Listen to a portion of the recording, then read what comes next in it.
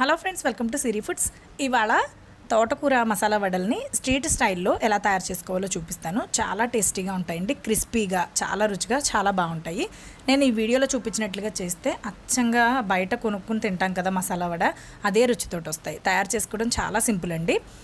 ఈ మసాలా వడలు తయారు చేసుకోవడానికి ముందుగా ఒక కప్పు కానీ ఒక పెద్ద గ్లాస్తో కానీ పచ్చిశనగపప్పుని 4 గంటల పాటు నీళ్ళలో వేసి నానబెట్టుకుని తీసుకోవాలి. ఆ నీళ్ళన్నీ వంపేసి ఈ విధంగా తీసుకోవాలన్నమాట. ఒక మిక్సింగ్ బౌల్లోకి ఒక గుప్పెడు నానిన పప్పుని సెపరేట్గా తీసి పెట్టుకుని మిగతా పప్పుని మిక్సీ జార్లో వేసి నీళ్లు వేయకుండా గ్రైండ్ చేసుకుని తీసుకోండి. కచ్చా పచ్చగా గ్రైండ్ చేసుకోవాలి. నీళ్లు వేసి గ్రైండ్ చేస్తే అంత క్రిస్పీగా రావండి, పిండి జార్ అయిపోతుంది. ఇప్పుడు దీంట్లోకి క్రిస్పీగా రావడం కోసం వడలు 2 టేబుల్ స్పూన్ల బియ్యపిండి వేసుకోవాలి. మసాలా వడలు కదా, అందుకని 1 టీ స్పూన్ అల్లం వెల్లుల్లి పేస్ట్, 1 టీ స్పూన్ జీలకర్ర, ఒక పెద్ద సైజు ఉల్లిపాయని చిన్న ముక్కలుగా కట్ చేసుకుని వేసుకోవాలి. 2 పచ్చిమిరపకాయలని సన్నగా కట్ చేసుకుని వేసుకోవాలి. అలాగే కొంచెం కొత్తిమీర, కొంచెం కరివేపాకును కూడా వీలైనంత సన్నగా కట్ చేసుకుని వేసుకోండి.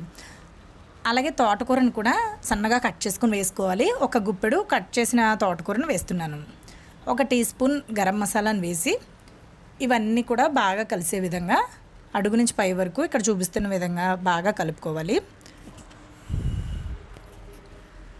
అస్సలు నీళ్లు వేయకుండా కలుపుకోవాలండి. అరచేత్తో నొక్కుతూ బాగా మిక్స్ చేసుకోవాలి. ఇవన్నీ బాగా కలిసిన తర్వాత రుచికి సరిపడా ఉప్పు వేసేసుకుని బాగా కలిపేసుకోండి. మొత్తం అంతా కలిసిన తర్వాత ఒక మీడియం సైజు ఉండల్లాగా చేసుకుని 2 అరచేతుల మధ్య పెట్టి ఇక్కడ చూపిస్తున్న విధంగా నొక్కితే మనకి వడ తయారవుతుంది. చూడండి, ఈ విధంగా అన్నమాట. ఇలాగా మనం ఫస్ట్ మూకుట్లో వేసి వేయించుకోవడానికి వీలుగా కొన్నిటిని తయారు చేసుకుని ఒక ప్లేట్లో ఉంచుకోండి. అవి వేయించిన తర్వాత మిగతావి తయారు చేసుకోవచ్చు. మూకుట్లో ఒకేసారి ఎక్కువగా వేసేసుకోకూడదండి. ఒక 5 లేదా 6 వేసుకుని వేయించుకోవాలి. ఈ విధంగా నేను తయారు చేసి పక్కన పెట్టుకున్నాను. ఇప్పుడు వడలను వేయించుకోవడానికి స్టవ్ మీద మూకుల్లో డీప్ ఫ్రైకి సరిపడా నూనె పెట్టి అది బాగా వేడైన తర్వాత అప్పుడు మనం రెడీ చేసుకున్న వడల్ని వేసుకోవాలి.